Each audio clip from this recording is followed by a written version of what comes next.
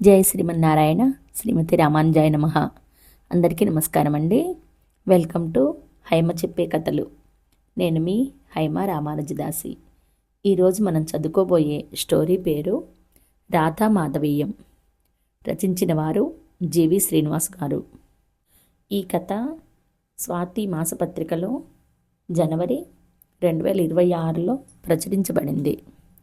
ఇక స్టోరీలోకి వెళ్ళిపోతాం. రాత్రంతా కలత నిద్ర వల్ల కాస్త చిరాకుగా ఉంది. 100 కిలోమీటర్లలో ఉన్న బ్రాంచ్ విజిట్ తప్పనిసరి అవడంతో తయారయ్యి కారు స్టార్ట్ చేశాను. ఏదో ఆలోచిస్తున్న నాకు పక్కన ఎవరో ఉన్నట్లు అనిపించి తలదిప్పి చూశాను. గుండె జల్లుమంది.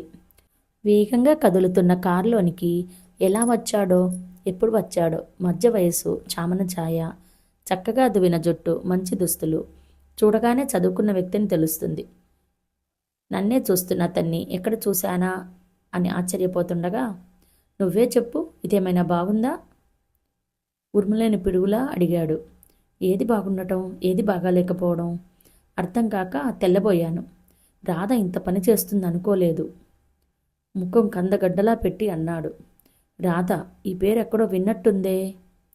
డ్రైవ్ చేస్తూ ఆలోచనలో పడ్డాను. నీకు తెలుసు కదా రాధ అంటే నాకెంత ఇష్టమో. అవునా, నాకు తెలుసా? ఆలోచిస్తుంటే నాకు తెలిసే అనిపిస్తుంది.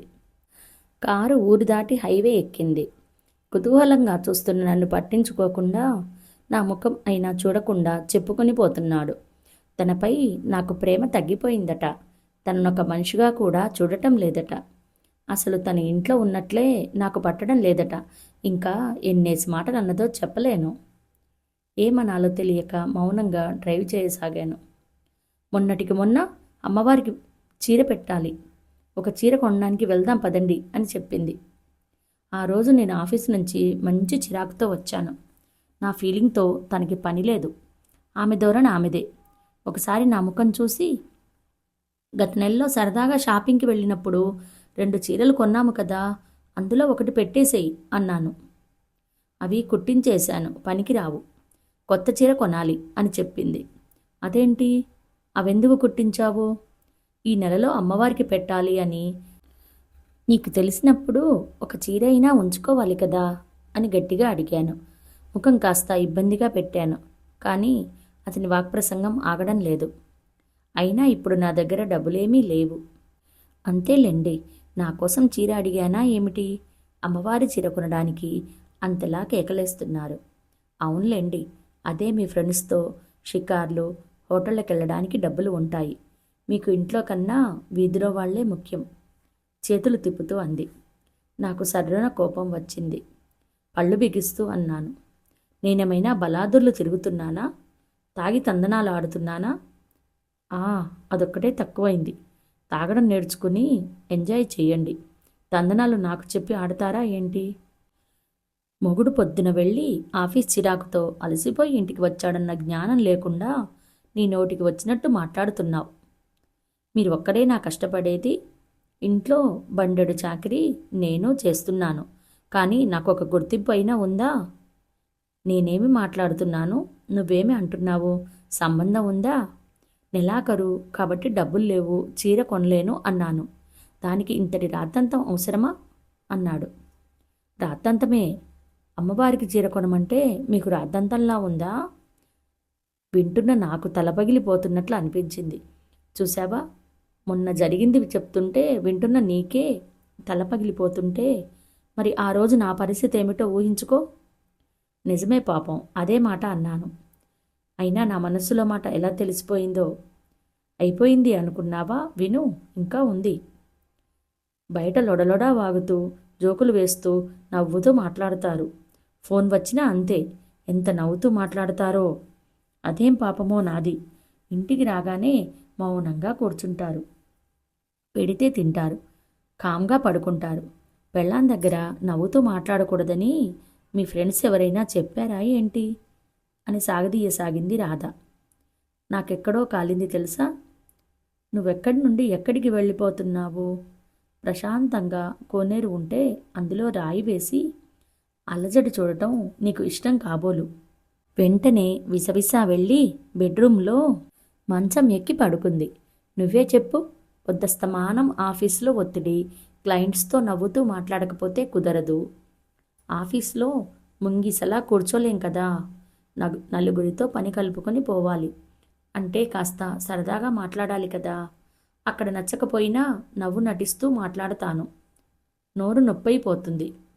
అమ్మయ్య, ఇంటికి వచ్చాను, కాస్త ప్రశాంతంగా కూర్చుందాం అనుకుంటే ఇలా. నువ్వు చెప్పు, నా తప్పేమైనా ఉందా? సూటిగా అడిగేసరికి ఏం మాట్లాడాలో తెలియలేదు. నిజమే కదా, తప్పు లేదు అనిపించింది. అనిపిస్తుంది. ఎందుకు అనిపించదు? ఎంతైనా మీరు మగవాళ్లే కదా. వెనక నుంచి వచ్చిన సమాధానంతో అదిరిపడి సడన్ బ్రేక్ వేసి వెనక్కి తిరిగి చూశాను. చక్కని అందాల భామ, నల్లని ఒత్తైన జుట్టు. అవి ముందుకు వేసుకున్న పొడవాటి జడను చూస్తే తెలుస్తుంది. విల్లులా కనుబొమ్మలు, కలువరేకుల నయనాలు, ఎర్రటి చిన్న పెదవులు, నొసటన దోసగిందంత బొట్టు కింద కుంకుమ బొట్టు చూడగానే అందంగానూ హుందాగానూ ఉన్నారు. ఏంటలా చూస్తున్నారు? ముందు కారు పోనివ్వండి. ఎందుకో తెలియకుండానే ఆమె ఆజ్ఞను అనుసరించాను. అవును, ఈమె ఎప్పుడు కారులోనికి వచ్చింది? ఎవరీవిడా? అతను చెప్పింది విన్నారు కదా, నేను చెప్పేది వినాలి మరి. అప్పుడు అర్థమైంది ఆమె రాధా అని. ఉదయం వెళ్ళిపోతారు, మరలా రాత్రికొస్తారు. మధ్యలో ఒకే ఒక ఫోన్ చేస్తారు. తిన్నావా అని లంచ్ టైంలో చేస్తారు. తిన్నాను, తింటాను, తింటున్నాను ఏదో ఒకటి చెప్పగానే సరే అని ఫోన్ పెట్టేస్తారు. ఏం ప్రేమగా ఒక్క నిమిషమైనా మాట్లాడలేరా? చురుగ్గా చూశాను అతని వైపు. పొద్దుట నుండి మరలా ఆయన వచ్చే వరకు ఒక్కదాన్నే కదా ఇంట్లో ఉండేది. పిల్లల దూరంగా హాస్టల్లో ఉంటున్నారు. మరి మాట్లాడే మనిషి లేక నాకెలా ఉంటుందో చెప్పు. ఆయన ఇంటికి రాగానే కాసేపు హాయిగా కబుర్లు చెప్పుకోవాలని ఉంటుంది నాకు. రాగానే పుస్తకం పట్టుకుంటారు, లేదంటే టీవీ, అంతే. ఒక్క ఉలుకు ఉండదు, పలుకు ఉండదు. ఏదైనా అడిగితే అదే మాట్లాడతారు, అంతే. పాపం మంచోడో, బహుశా ఆఫీస్ నుంచి తిన్నగా ఇంటికొస్తాడు కాబోలు. పుస్తక ప్రియుడన్నమాట. పుస్తకాలకే ప్రియుడో ఇంకెవరికైనా ప్రియుడో ఎవరికి తెలుసు? మనసులోని మాట తెలిసిపోతుందని తెలిసి ఇలా అనుకున్నందుకు నన్ను నేను కొట్టుకోవాలి. అదిగో ఆ అనుమానాలే వద్దనేది వెనక్కి తిరిగి అన్నాడతను. నాది అనుమానం కాదు, నిజం. నన్ను మరీ వెర్రిదాని కింద చూడొద్దు. ఒట్టి అనుమానపు పురుగువి. అందుకే ఆ దిక్కుమాలిన సీరియళ్ళు చూడొద్దు అనేది. మధ్యలో సీరియల్స్ ఏం చేశాయి? చేసేది అంతా మీరైతే. నాపై ప్రేమ ఉన్నోళ్ళైతే ఇంటికి రాగానే కాసేపు కబుర్లు, ఆ విషయం ఈ విషయం అయినా మాట్లాడాలి కదా. పగలంతా వాగి వాగి తలనొప్పితో ఇంటికొచ్చి స్నానం చేసి అమ్మయ్య అనుకొని ప్రశాంతంగా కాసేపు కూర్చోవాలి అనుకుంటాను. నువ్వే చెప్పు, అది తప్ప? మధ్యలో నన్ను ఇరికించేసరికి వినబడనట్లు రోడ్డువైపు సీరియస్గా చూస్తూ డ్రైవ్ చేయసాగాను. అంత ఇష్టం లేనప్పుడు నా పాటికి నన్ను వదిలేయండి, ఏ నుయ్యో గొయ్యో చూసుకుంటాను. ముక్కు చీదిన శబ్దం గట్టిగానే వినపడింది. ఇదండి వరుస. తనే అన్ని మాటలు అనేసి నిందలు వేసి మరలా అక్కడకు నేనేదో అన్యాయం చేస్తున్నట్లు చచ్చిపోతాను అని బెదిరింపు. వాళ్ళిద్దరి మధ్య టీవీ సీరియల్లో మగపాత్రధారిలా అయిపోయా. సన్నివేశం అంతా కనిపిస్తాను బిక్కముఖం వేసుకొని. ఒకే ఒక డైలాగ్ ఉంటే ఉంటుంది, లేదంటే అది లేదు.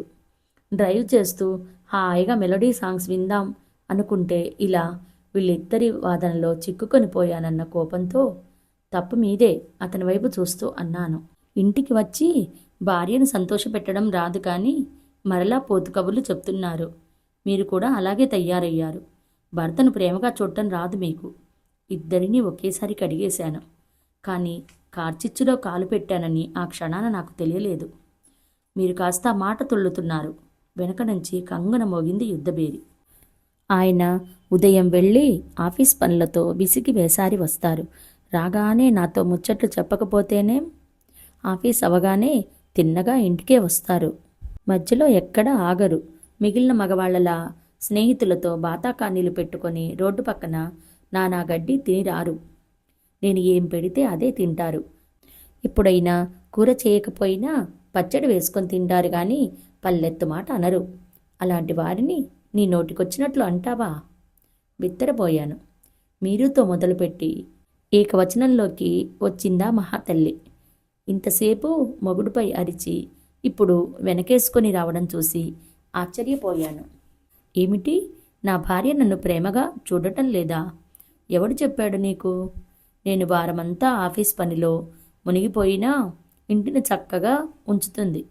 కూర చేయకపోతే తనకి ఆరోగ్యమో మూడో బాగా లేక వండకపోవచ్చు కానీ నాకిష్టమైన కూరలే ఎప్పుడూ వండుతుంది. తన పంచ ప్రాణాలు నేనే తెలుసా? గయ్యమన్నాడు నాపై. నీ మాటలు మా ఇద్దరి మధ్య గొడవలు పెట్టేలా ఉన్నాయి. వెనుక నుంచి వచ్చిన స్వరంలో తీవ్రత నన్ను ఉలిక్కిపడేలా చేసింది. ఈ దంపతుల మాటలు చివరకు నా వల్లనే వీళ్ళిద్దరికీ గొడవలు అని తీర్మానించడం బాధేసింది.